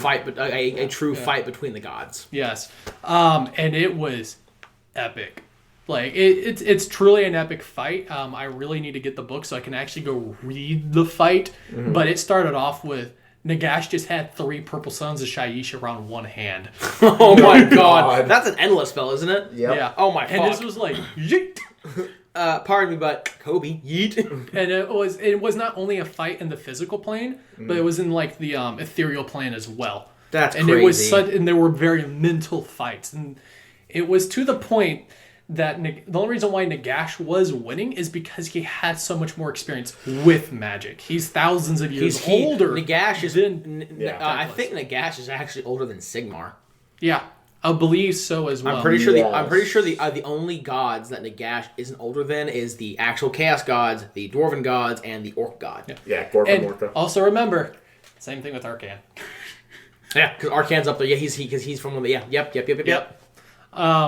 So it's coming through to this, and Nagash is actually about to kill Teclis. He has his hand around his throat. Like it's amazing to think about how powerful these gods are, and it's just like, oh, I got my hand around your throat, and I'm about to kill you. But the humans that are actually inside of the realm of Hish shot light engines at Nagash. Wait, there are humans in Hish? Yes, and not many, but yes. This is the whole entire Teclis scheme. It's because Hish is also seen as like the realm to go to if you are a scholar of magic. Like if I remember correctly, one of the big colleges of magic is in Hish. In Hish, yeah, that makes sense. And so there are actually humans who go there to study. So you're telling me that like the humans got a bunch of Luminarchs together and they're all like beam that bitch with light? Yes. Yes. And when Nagash, there's sirens outside. Yeah, somebody's dying. That sounds like fire hydrant. No, not fire hydrant. Fire prevention. Get your ass out there. That's a great fuck off look. Hold on, I'm just gonna take a picture. That's my new screensaver. What is it? Phil telling me to fuck myself with his eyes. Yeah. No, I'm gonna go get that cast iron 100-year-old window weight that I found today. I'm just gonna beat you with it. That's fair. Oh yeah, by the way, I found a window weight. Neat. Yeah. No, because while we were cleaning up that lot, we were like kept digging stuff up, and so like one of the general services guys now has like basically half a house worth of like 100-year-old red bricks. And he got a lot of them. And those are the weights you'd use on old timey windows that would keep them like that. They were counterweights. Yeah. But no, I think those are lead. No, these are cast iron because we hit it with a skid steer bucket, and it didn't like just bend. Yeah. But yeah, no, it's like covered in dirt and shit, and I gotta go clean it off. But yeah, I'm just gonna throw it in my truck and keep it with me. So like, if I ever just need to like beat something, it's a weapon. Yeah. So you were no, saying, officer, it's totally not a club. So the humans beam Nagash with light. Yes, and this actually destroys Nagash's body. Not only that, it destroys the 9 books of Nagash. Oh shit. Oh no. Yeah. But his soul still survived, so he's like, woo. And that's how he got banished to Shaiish, I'm assuming. I think so. But this also is that with the 9 books in Nagash and like all the power that's stored up in Nagash as well, all destroyed, that was the end of the Necroquakes. Or the Soul Wars, you mean? Kind of, yeah. Yeah. It stated the end of the Necroquake. I guess the Necroquakes, like the effect, were prevalent through the entirety. Oh yeah, because the effect was centered on Nagash because he absorbed all that death magic. Yeah. So I guess I with find his that, death, I find that fucking hilarious because they killed Nagash, but I'm going to assume the damage that was done to Hish was so catastrophic. Yeah, really. that it's almost it almost doesn't count because Nagash is going to come back to life, as he always does, and all of his Mortarks are going to come back. And realistically, like, when you think about it, there's nothing stopping him from just doing that spell again. Oh, so apparently, Except I think the pyramid was like sucked into an abyss of death magic. Rebuild it? There might not be enough soul sand. Yeah, because there's only so much. it's also hinted at the end of this book that Alariel talked to Teclis, and it was stating that your power has been greatly wasted, and there is a bigger threat coming. Yeah, it's Slanesh. Ooh. Yeah, it's Slanesh. We're almost all positive that the next big step in 3E is Slanesh being like, knock, knock, fuck this cage. No, because I truly think it's going to be another Destruction Army or another revamp of the Destruction Army, because it was two armies. There was a revamp of Chaos in First Edition that was all about chaos. Could you imagine if the next Destruction Army is just a bunch of baby Kragnosses? That's what I want. It'd be like another man, version, either ogres or gargants. No, don't do another Gargant army. I fucking hate Gargants. Remember, I don't think it'd be a Gargant army. Remember that Kragnos is a god, and he was the biggest. He was the baddest. Yes, they're big. Yeah, no. I mean, like, I get that. Gargants Just in general I don't want to play against another Gargant-esque army.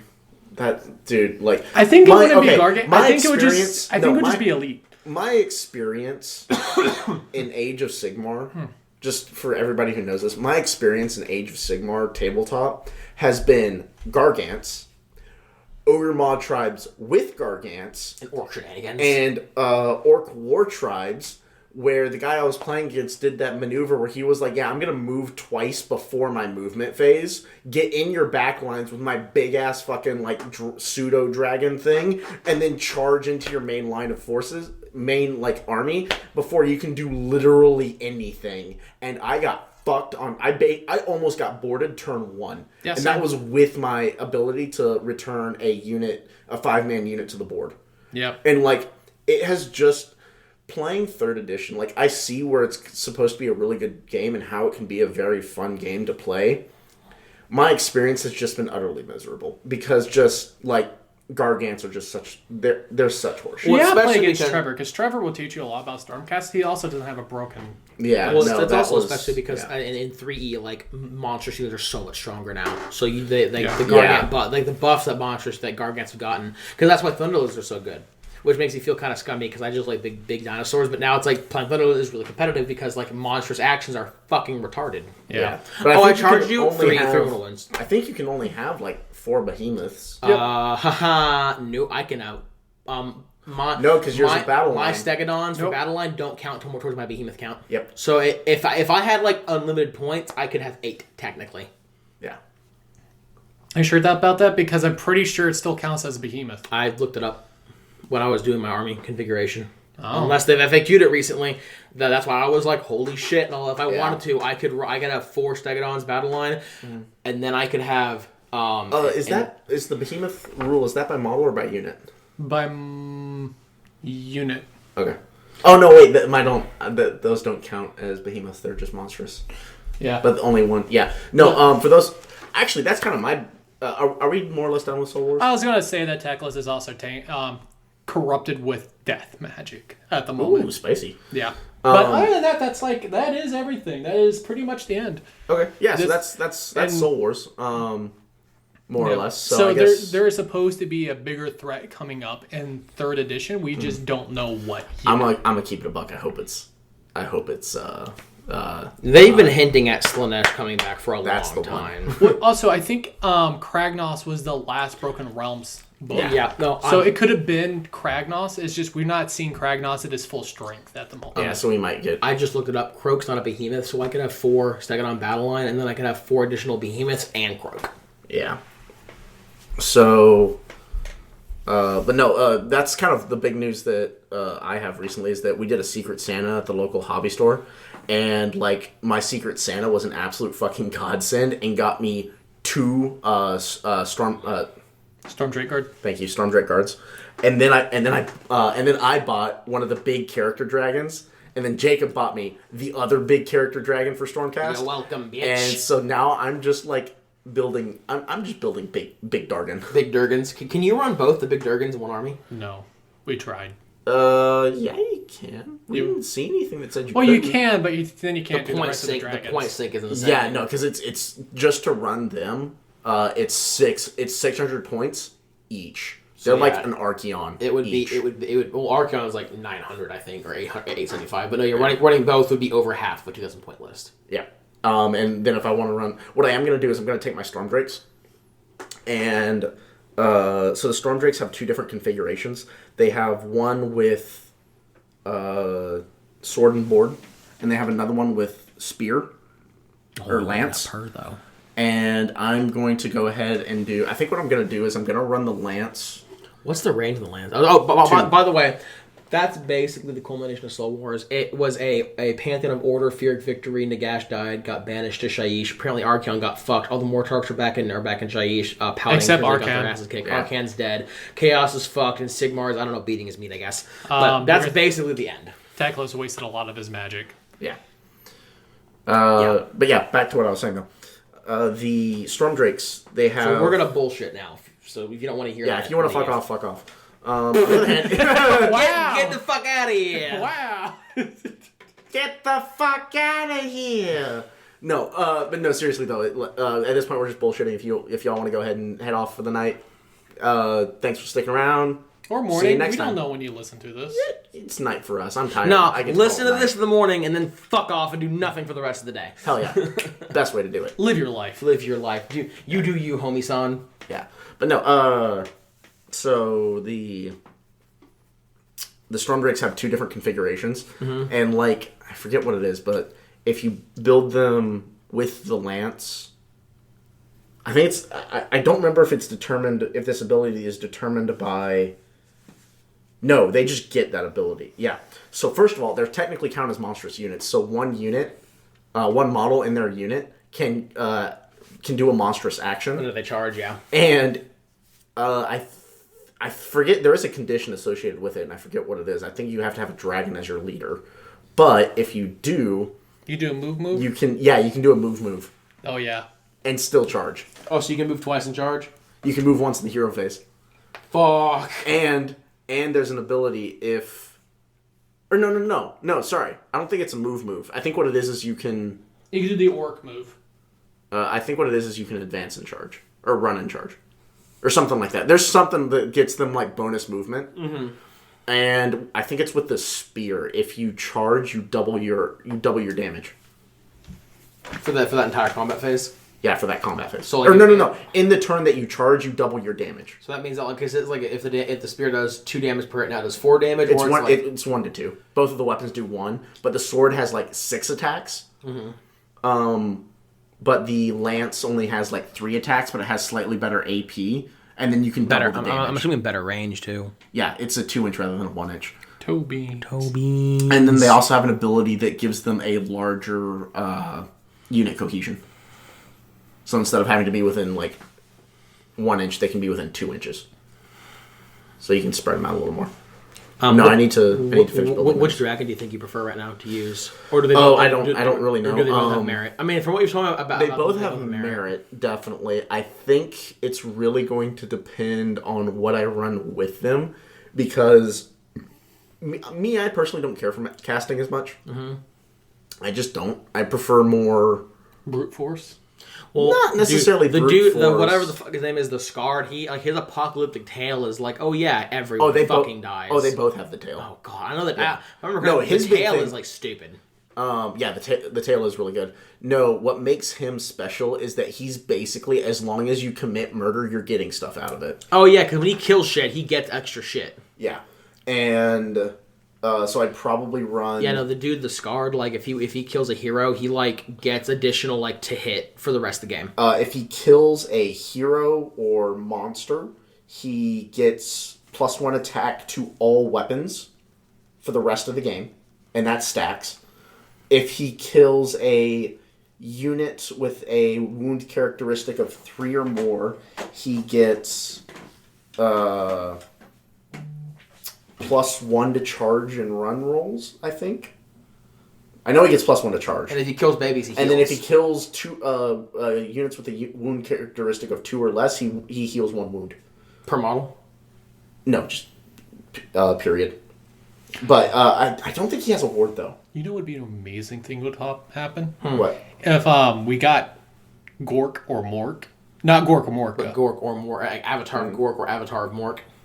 Yeah, well, no, it would be the actual god. Well, like, Nagash is like an avatar, because it can't be Nagash himself, because actual Nagash is kind of like Sigmar, it'd be too powerful, so you have to be the avatar of Nagash. Yeah. Yeah, that would be wild. I mean, that makes the Teclis is also very, very powerful as well. Yeah, that's the one thing I don't get is they do the whole like Avatar of Nagash It's thing. because but, like, I think his point blank Nagash is one of the strongest gods. Just point blank. He is. His magical potency is so insane that just like an Avatar of Nagash is on par with actual Teclis or Tyrion. I think that's what it is. It's like Nagash himself is so stupidly powerful and experienced that because I guess we were just he's talking basically about on par with how- Sigmar. Like if Nagash himself, not an Avatar, but himself was the fight, it'd be like you're all dead. Yeah, because I guess we were just talking about the fact that Nagash was kind of Krump and Teclis. So Yeah, and that was, true. that was a empowered avatar of him, basically an empowered version of him. But like, if it was Nagash himself, Nagash would never expose himself to like possibly die. Yeah, I don't think. But also, it's just like Sigmar. It's like, why does he need to fight himself? And basically, his puppets do so much work for him. Yeah. When he can just sit on his throne and plot and scheme.